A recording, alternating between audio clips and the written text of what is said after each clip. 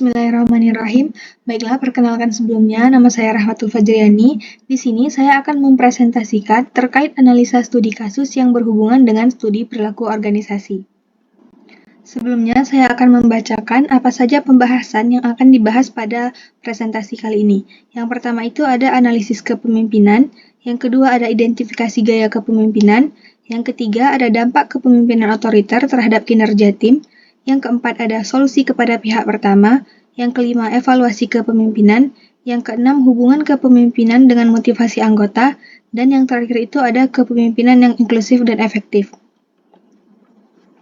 Nah, di sini sudah ada studi kasusnya, yaitu terkait kepemimpinan dalam organisasi mahasiswa. Sebelumnya saya akan membacakan studi kasusnya. Di sebuah organisasi kemahasiswaan, pada sebuah perguruan tinggi swasta Islam terdapat 2 calon ketua yang sedang bersaing dalam pemilihan ketua umum organisasi mahasiswa tersebut. Nah, organisasi ini memiliki sekitar 250 anggota aktif yang terdiri dari berbagai jurusan. Calon A adalah seorang mahasiswa yang dikenal sangat populer di kalangan anggota karena kemampuan komunikasi dan jaringan sosialnya yang luas. Namun, calon A ini seringkali mengambil keputusan secara terburu-buru tanpa melibatkan anggota lainnya. Ia cenderung mengandalkan otoritas pribadinya untuk memimpin, tetapi beberapa anggota merasa tidak pernah dilibatkan dalam proses pengambilan keputusan. Selain itu juga, karena kemudahan dalam bergaulnya dengan siapa saja, maka calon A ini seringkali mengabaikan janji dengan teman, sehingga dia juga menganggap enteng ketika berkomitmen. Nah, di sisi lain, calon B adalah seorang mahasiswa yang lebih pendiam, namun dikenal memiliki kemampuan mendengarkan dan bekerja sama dengan baik.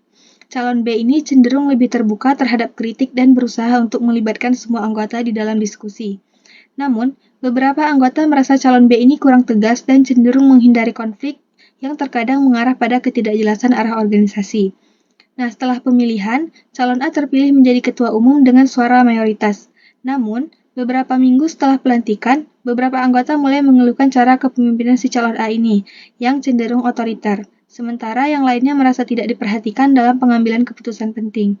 Pada saat yang sama, terdapat beberapa anggota yang mulai merasa kecewa dan mempertanyakan efektivitas kepemimpinan calon A. Nah, kita langsung masuk ke dalam pembahasan yang pertama, yaitu analisis kepemimpinan calon A dan calon B. Nah, di sini saya akan paparkan apa saja kelebihan dan kekurangan dari masing-masing calon ketua berdasarkan teori kepemimpinan seperti teori prophetic leadership atau kepemimpinan para nabi dan rasul. Ada juga teori kepemimpinan transaksional, transformasional, dan gaya kepemimpinan situasional. Nah, yang pertama itu dari calon A. Jadi calon A ini menunjukkan kekuatan dalam hal komunikasi dan jaringan sosial yang luas. Ini tuh mencerminkan yang namanya aspek tablik dalam prophetic leadership. Namun, ia juga memiliki kelemahan signifikan dalam hal amanah karena sering mengabaikan komitmen dan janji. Gaya kepemimpinan yang otoriter dan pengambilan keputusan yang terburu-buru ini menunjukkan kurangnya aspek fatonah dalam kepemimpinan profetik. Nah, hal ini terlihat dari caranya yang sering mengambil keputusan sepihak tanpa melibatkan anggota yang lainnya. Sedangkan pada calon B ini lebih memperlihatkan karakteristik yang lebih selaras dengan kepemimpinan transformasional dan nilai-nilai profetik. Kemampuannya di dalam mendengarkan dan bekerja sama mencerminkan aspek amanah dan fatonah. Dan juga keterbukaan terhadap kritik serta pendekatan kolaboratifnya ini menunjukkan potensi kepemimpinan yang lebih inklusif. Meskipun ia memiliki kelemahan dalam hal ketegasan dan cenderung menghindari konflik, namun karakteristik ini masih dapat dikembangkan melalui pelatihan dan pengalaman. Nah, dari kedua kelebihan dan kekurangan yang telah terlihat tadi, mana di antara keduanya yang lebih efektif dalam jangka panjang? Nah, dalam perspektif jangka panjang ini, lebih menunjukkan kalau calon B ini memiliki potensi yang lebih efektif untuk memimpin suatu organisasi. Karena gaya kepemimpinan yang transformasional lebih sesuai untuk pengembangan organisasi modern, terutamanya dalam konteks organisasi kemahasiswaan yang membutuhkan kolaborasi dan inovasi. Pendekatan kolaboratif dan keterbukaan terhadap kritik yang dimiliki calon B dapat membangun kepercayaan dan loyalitas anggota, serta memungkinkan perbaikan berkelanjutan di dalam suatu organisasi tersebut. Meskipun si calon B ini perlu meningkatkan ketegasan dan kejelasan visinya, namun kelemahan ini tuh lebih mudah diperbaiki dibandingkan dengan kelemahan si calon A. Karena si calon A ini dia menggunakan gaya kepemimpinan otoriter yang dapat berdampak negatif pada motivasi dan kinerja anggota dalam jangka panjang. Nah, pembahasan selanjutnya yaitu terkait identifikasi gaya kepemimpinan si calon A. Berdasarkan analisis terhadap studi kasus yang telah dipaparkan, calon A dengan jelas menerapkan gaya kepemimpinan otoriter dalam memimpin organisasi kemahasiswaan tersebut. Hal ini terlihat dari pola kepemimpinannya yang dicirikan dengan pengambilan keputusan sepihak dan terburu-buru tanpa melibatkan partisipasi anggota lainnya. Sikapnya yang mengandalkan otoritas pribadi dan sering mengabaikan komitmen menunjukkan fokus pada kekuasaan individual dibanding pengembangan kolektif organisasi. Keluhan yang muncul setelah pelantikannya semakin memperkuat indikasi gaya kepemimpinan otoriter, di mana si anggota ini merasa tidak dilibatkan dalam pengambilan keputusan penting. Nah, gaya kepemimpinan ini sangat bertentangan dengan konsep kepemimpinan transformasional, yang seharusnya menekankan pada pemberdayaan anggota, pengembangan potensi, dan kolaborasi. Dalam kepemimpinan transformasional, seorang pemimpin diharapkan dapat menginspirasi, memotivasi, dan mempertimbangkan kebutuhan individual anggotanya. Namun, yang terjadi pada kepemimpinan calon A justru sebaliknya.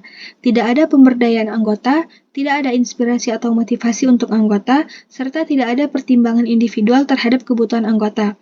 Ketiadaan stimulasi intelektual melalui pelibatan dalam pengambilan keputusan semakin mempertegas bahwa gaya kepemimpinan calon A ini condong pada gaya otoriter yang berfokus pada kekuasaan dan kontrol, bukan transformasional yang seharusnya berfokus pada pengembangan dan pemberdayaan anggota organisasi.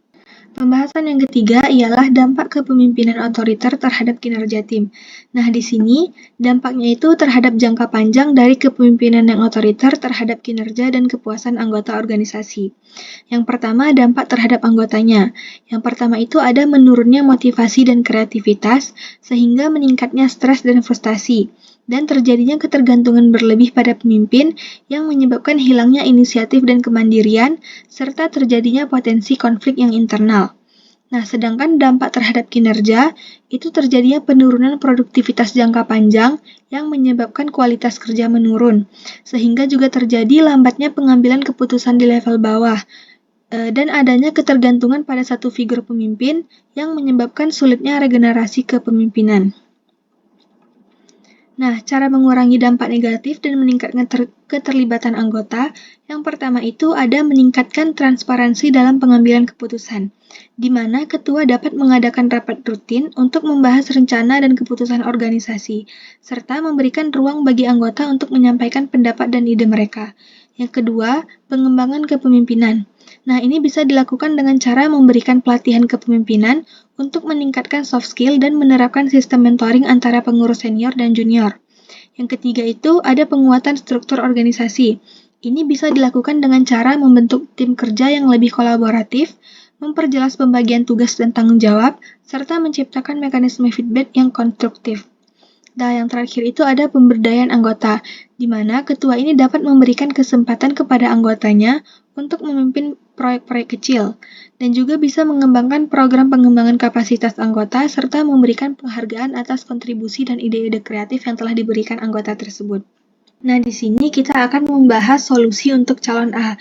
Nah, di mana solusi yang diberikan ini berdasarkan teori-teori yang telah disebutkan di awal. Nah, yang pertama itu ada penerapan prophetic leadership. Nah, untuk teori prophetic leadership sendiri, dia memiliki 4 poin, yaitu ada sidik, amanah, tablik, dan fatonah. Kita langsung saja masuk ke solusi terhadap teori prophetic leadership. Dari poin sidik sendiri, solusi yang diberikan yaitu membangun transparansi dalam pengambilan keputusan, mengakui kesalahan ketika membuat keputusan secara terburu-buru, menepati janji, dan komitmen yang telah dibuat. Nah, dari poin amanah sendiri, solusi yang diberikan yaitu mengelola kepercayaan anggota dengan lebih bertanggung jawab, membuat sistem dokumentasi yang jelas untuk setiap keputusan, serta mempertanggungjawabkan setiap kebijakan kepada anggotanya. Nah, dari poin tablik, solusi yang diberikan itu ialah mengembangkan komunikasi dua arah dengan anggota, rutin mengadakan forum diskusi dan musyawarah, menyampaikan visi organisasi dengan jelas dan inspiratif.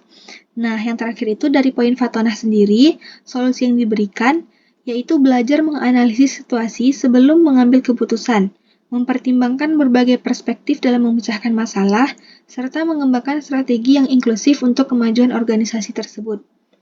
Nah, yang kedua, kita ambil dari berdasarkan teori kepemimpinan transformasional. Poin yang pertama itu ada individualist consideration. Solusi yang diberikan yaitu memperhatikan kebutuhan individual anggota, memberikan mentoring dan coaching, serta mendengarkan aspirasi dari setiap anggota. Poin kedua yaitu intellectual stimulation, di mana solusi yang diberikan di sini ialah mendorong anggota untuk berpikir kreatif dan inovatif, membuka ruang untuk ide-ide baru, serta melibatkan anggota ini dalam pemecahan masalah. Nah, poin ketiga yaitu inspirational motivation, di mana solusi yang diberikan yaitu menciptakan visi yang menginspirasi, membangun optimisme dalam organisasi, serta memberikan tantangan yang memotivasi. Nah, poin yang terakhir itu adalah idealist influence. Jadi, solusi yang diberikan di sini yaitu menjadi teladan dalam berperilaku, membangun kepercayaan melalui konsistensi, serta menunjukkan integritas dalam kepemimpinan. Nah, dalam konteks kepemimpinan situasional, calon A perlu mengembangkan kemampuan untuk menganalisis tingkat kematangan anggota dan menyesuaikan gaya kepemimpinannya. Nah, untuk anggota baru atau tugas baru, gaya telling ini lebih sesuai dengan memberikan arahan yang jelas. Untuk anggota yang membutuhkan dukungan, gaya selling dapat diterapkan dengan memberikan penjelasan dan motivasi. Nah, sedangkan untuk anggota yang sudah mampu, gaya participating ini lebih efektif dengan melibatkan dalam pengambilan keputusan. Sedangkan untuk anggota yang sudah mandiri, gaya delegating ini dapat diterapkan dengan memberikan kepercayaan penuh. Sebagai pelengkap, elemen kepemimpinan transaksional juga dapat diterapkan melalui sistem contingent reward yang memberikan penghargaan atas kinerja baik dan manajemen by exception, yang memungkinkan pemantauan dan koreksi kinerja secara efektif. Nah, implementasi perbaikan ini dapat dilakukan secara bertahap. Misalnya, dimulai dari jangka pendek dengan mengadakan forum dialog rutin dan membentuk tim penasehat. Dilanjutkan dengan jangka menengah melalui pelatihan pengembangan kepemimpinan dan membangun sistem evaluasi. Serta dilanjutkan dengan jangka panjang, yaitu membangun budaya organisasi yang lebih kolaboratif dan sistem kepemimpinan yang berkelanjutan. Pembahasan selanjutnya yaitu evaluasi kepemimpinan calon B. Nah, di sini, apakah gaya kepemimpinan calon B ini dapat berfungsi dengan baik dalam konteks organisasi? Dan apa tantangan utama yang mungkin dihadapi calon B dalam memimpin, serta bagaimana cara mengatasinya? Nah, setelah dianalisa, gaya kepemimpinan calon B ini yang mengedepankan kemampuan mendengarkan dan kolaborasi, memiliki potensi yang baik untuk organisasi kemahasiswaan tersebut. Pendekatan inklusif ini selaras dengan nilai-nilai musyawarah dalam Islam dan memungkinkan terakomodasinya beragam perspektif dari 250 anggota dari berbagai jurusan.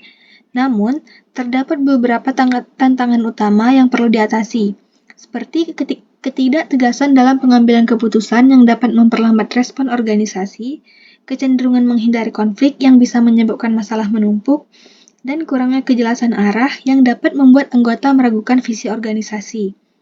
Nah, untuk mengatasi tantangan tersebut, calon B perlu mengembangkan keseimbangan antara pendekatan kolaboratif dan ketegasan dengan menerapkan parameter yang jelas dalam pengambilan keputusan, membangun tim pendukung kepemimpinan yang dapat membantu implementasi kebijakan, serta mengembangkan komunikasi asertif melalui pelatihan dan mentoring.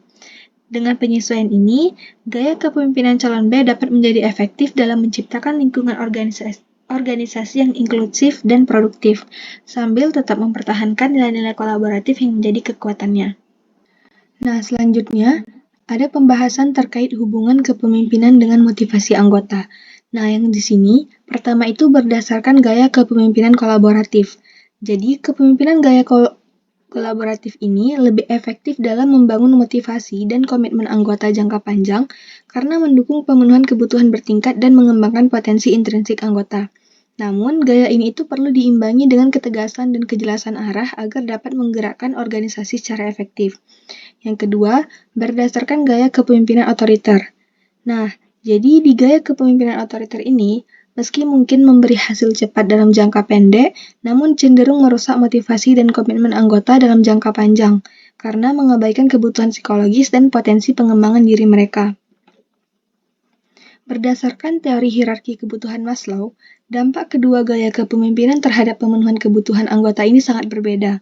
Dalam kepemimpinan otoriter calon A, kebutuhan dasar keamanan psikologis anggota sulit untuk terpenuhi karena pengambilan keputusan yang sepihak menciptakan ketidakpastian dan kecemasan. Kebutuhan sosial dan penghargaan juga terhambat karena kurangnya ruang partisipasi dan pengakuan kontribusi dari anggota. Nah, akibatnya, anggota sulit mencapai aktualisasi diri karena terbatasnya kesempatan mengembangkan potensi. Sebaliknya, gaya kolaboratif calon B lebih mendukung pemenuhan kebutuhan bertingkat. Nah, dari menciptakan rasa aman melalui keterbukaan komunikasi, memenuhi kebutuhan sosial melalui kolaborasi, hingga memberi ruang aktualisasi diri melalui pelibatan dalam pengambilan keputusan. Sementara itu, menurut teori X dan Y, kepemimpinan otoriter calon A mencerminkan teori X, yang berasumsi bahwa anggota perlu dikontrol secara ketat karena cenderung pasif dan menghindari tanggung jawab.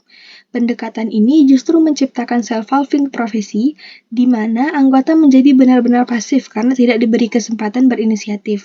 Nah, di sisi lain, gaya kolaboratif calon B ini sejalan dengan teori Y, yang memandang anggota ini sebagai individu yang mampu bertanggung jawab dan termotivasi secara intrinsik. Nah, pendekatan ini mendorong anggota mengembangkan potensi dan komitmen mereka terhadap organisasi. Nah, pembahasan yang terakhir ini terkait dengan menciptakan kepemimpinan yang inklusif dan efektif. Nah, pertanyaannya, bagaimana tahapan dalam mendesain program pelatihan kepemimpinan untuk anggota organisasi kemahasiswaan agar dapat mengembangkan gaya kepemimpinan yang inklusif dan efektif? Nah, di sini ada beberapa tahapan. Yang pertama itu fokus pada pengembangan kesadaran diri dan kompetensi dasar kepemimpinan. Nah, di sini para peserta akan diajak untuk memahami gaya kepemimpinan mereka sendiri melalui asesmen kepribadian dan simulasi kepemimpinan. Nah, materi yang diberikan ini mencakup pemahaman tentang berbagai gaya kepemimpinan, termasuk kepemimpinan Islami yang menekankan nilai-nilai musyawarah dan keteladanan. Peserta juga akan belajar tentang pentingnya keseimbangan antara ketegasan dan kolaborasi dalam memimpin. Nah, tahapan yang kedua yaitu menekankan pada pengembangan keterampilan komunikasi dan pengambilan keputusan, di mana para peserta akan dilatih dalam teknik komunikasi efektif, manajemen konflik, dan fasilitasi diskusi kelompok. Mereka juga akan belajar bagaimana caranya mengelola proses pengambilan keputusan yang inklusif, namun tetap efisien, termasuk teknik brainstorming, konsensus building, dan problem solving yang melibatkan berbagai perspektif. Nah, tahapan yang terakhir itu berfokus pada pengembangan kemampuan memotivasi dan memberdayakan anggota. Di sini, peserta akan mempelajari berbagai teori motivasi dan aplikasinya dalam konteks organisasi kemahasiswaan. Mereka juga akan dilatih bagaimana caranya mengidentifikasi potensi anggota, memberikan feedback konstruktif, dan menciptakan lingkungan yang mendorong partisipasi aktif. Nah, program ini juga mencakup pembelajaran tentang teknik mentoring dan coaching untuk pengembangan anggota. Nah, selanjutnya nih, apa saja kompetensi kepemimpinan yang perlu diajarkan kepada anggota untuk menciptakan lingkungan organisasi yang lebih kolaboratif? Dan bagaimana sih aspek motivasi anggota ini dapat diintegrasikan dalam program pelatihan tersebut? Nah, di sini implementasi program dilakukan melalui kombinasi metode pembelajaran seperti workshop, interaktif, role-playing, studi kasus, project-based learning, dan mentoring berkelanjutan. Untuk memastikan efektivitas program, evaluasi dilakukan secara berkala melalui feedback peserta, observasi perubahan perilaku, dan pengukuran dampak terhadap kinerja organisasi. Nah, aspek motivasi ini diintegrasikan dalam setiap tahap program melalui penekanan pada pengembangan intrinsik motivasi, pemberian tantangan yang sesuai dengan kemampuan peserta, dan penciptaan lingkungan pembelajaran yang suportif. Nah, program ini juga dirancang untuk membangun rasa kebersamaan dan komitmen bersama terhadap visi organisasi. Keberhasilan program ini akan terlihat dari terbentuknya pemimpin-pemimpin yang mampu menggabungkan ketegasan dengan kolaborasi, menciptakan lingkungan organisasi yang inklusif namun tetap efektif dalam mencapai tujuan, serta mampu memotivasi dan memberdayakan anggota untuk berkontribusi optimal dalam organisasi tersebut. Sebelum ditutup, saya akan menyampaikan beberapa poin penting terkait analisis dari studi kasus yang telah kita bahas. Nah, yang pertama itu poin pentingnya, dalam evaluasi gaya kepemimpinan kedua calon, terlihat bahwa masing-masing memiliki kekuatan dan tantangan tersendiri. Nah, calon A dengan gaya kepemimpinan otoriter memiliki kemampuan komunikasi dan pengambilan keputusan yang cepat. Namun, ia cenderung mengabaikan partisipasi anggotanya. Untuk memperbaiki hal ini, calon A perlu mengadopsi prinsip-prinsip property leadership, kepemimpinan transformasional, dan situasional untuk menciptakan kepemimpinan yang lebih seimbang. Yang kedua, Pada calon B sendiri, dengan gaya kolaboratif memiliki potensi yang lebih baik dalam menciptakan lingkungan inklusif, namun perlu mengatasi tantangan dalam hal ketegasan dan kejelasan arah. Pengembangan keseimbangan antara kolaborasi dan ketegasan, serta peningkatan kemampuan komunikasi asertif menjadi kunci keberhasilan kepemimpinannya.